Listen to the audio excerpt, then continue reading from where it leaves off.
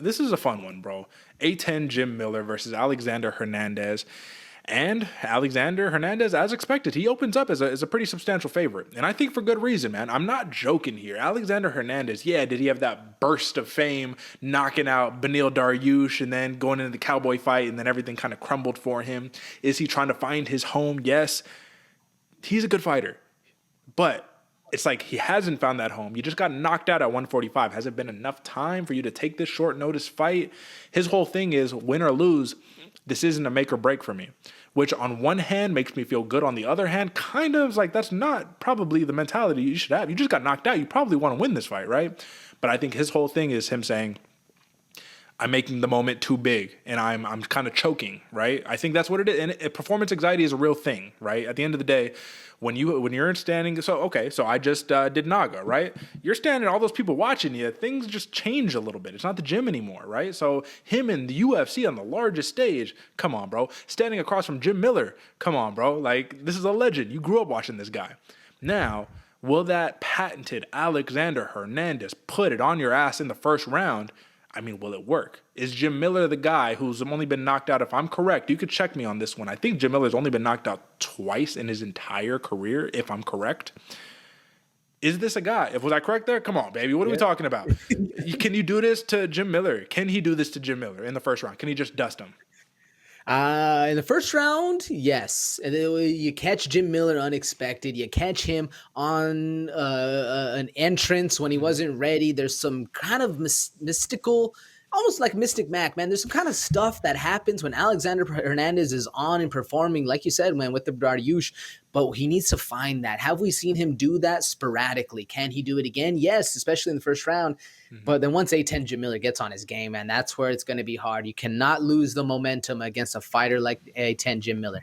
That's right. And I'm going to look up right now just so we can see, right? If you're looking at Alexander Hernandez and you're looking at when he got, oh, yeah, I said Renato Moicano. I forgot. That was that second round knockout against Billy Q. That was the last one, man. That was recent, bro. That was 2 months ago. 2 months ago, yeah. Yeah, it's 2 months enough. I'm not joking. Seriously, is 2 months enough time for your brain to recover to get into a? No, it's not. It's not. And that's the thing is that it's like obviously he got to get medically cleared to make this fight, but it's just like, is it okay? So this is my question, because at the end of the day, we both know it's not a wise decision. But like, if Alexander Hernandez loses this one in a devastating fashion, you just lost 3 in a row, finished 3 times, you could arguably get cut, right? Like at the end of the day, he even said it. I'm trying to go back to 145. After saying, oh, yeah, by the way, my dick didn't even work when I was cutting for 145, right? Headlines right there. Of course, that made the headlines. But if he's trying to make 145 his home, he's doing like one last dance at 155 with a great opponent. If he beats Jim Miller, that puts him right back on track. I mean, I think the moment is pretty big for him right here, which tends to make me believe spotty chin, right? Because you're not probably fully recovered from getting knocked out. Jim Miller, can we see another Eric Gonzalez moment, another knockout, another stiffer moment from Jim Miller? I think so, Derek, and I'm glad you brought up the performance anxiety that has Alexander Hernandez, or had Alexander Hernandez, shook a little bit, because now that he's rehydrated, if he's able to get this win, I think this is going to propel him and maybe force him into that 155-pound or learn how to do a better cut for 145.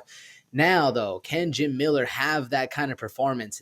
The stars are lining up for Jim Miller to really solidify that this dude is still a dog and killing the young and up-and-comers who are going, man. You give me a dude who just got knocked out 2 months ago in a smaller weight class, and it's a short notice fight, and he's going to have all this pressure going up against somebody who's, prospectively an idol of mine. Like, come on, man. This seems to be not a gimme for A10 Jim Miller.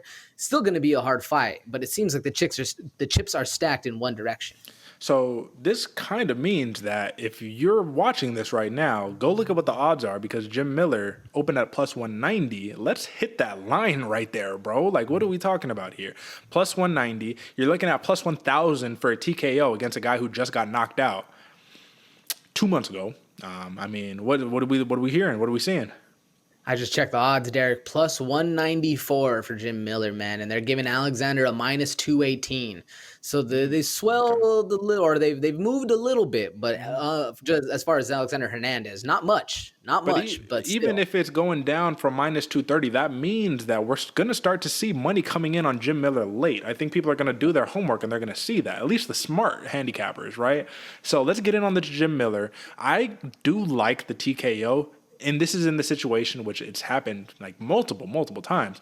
First round, Hernandez gives you everything he got. Second round, third round, you don't really got it. Jim Miller, you know he's not going to get tired, and he just puts it on you, and then it's an attrition thing, right? It doesn't have to be the most substantial shot, but especially I cannot speak enough about you need to recover in between these bouts, man. You can't just jump back into action, not against these guys, and especially not against A10 Miller, a man who has fought everybody there is to fight and finished so many people. Give me Jim Miller here, and I can't believe I'm going to do it here, but I'm going a night full of knockouts. Give me the TKO, baby. Jim Miller, round 3 TKO against Alexander Hernandez at 155 where he's hydrated. How do you see it? Man, check that prop too, folks. Plus 1,000 for the Jim Miller TKO. Jump on that money right away because these lines are definitely going to shift. I'm gonna go decision, Derek. I'm gonna switch it up. I'm gonna switch it Okay. up on you. I wanted that TKO. I think it can happen, but I think I'm gonna give Alexander Hernandez a little more credit here. I'm going decision. Still rocking with Jim Miller, but I think it's gonna go all 3 rounds right here. No, I think that's also a wise move here. I'm just gonna say this, man. This pick scares me. Alexander Hernandez can win this fight. Like that's at the end of the day. He has the potential to win the fight. It's just a matter of when you see a habit develop, a pattern, right? And it's just like time and time again. And you see the dude get knocked out at a lower weight class, come back up. This is what we're gonna see with Dan Hooker. Like if Dan Hooker would have fought homeboy Jalen Turner, right? We all would have been worried. Be like, you just got knocked out at 145. You coming up to 155 against a dude who knocks everybody out, submits everybody. Come on, bro. So Jim Miller, that's how we seen it right there.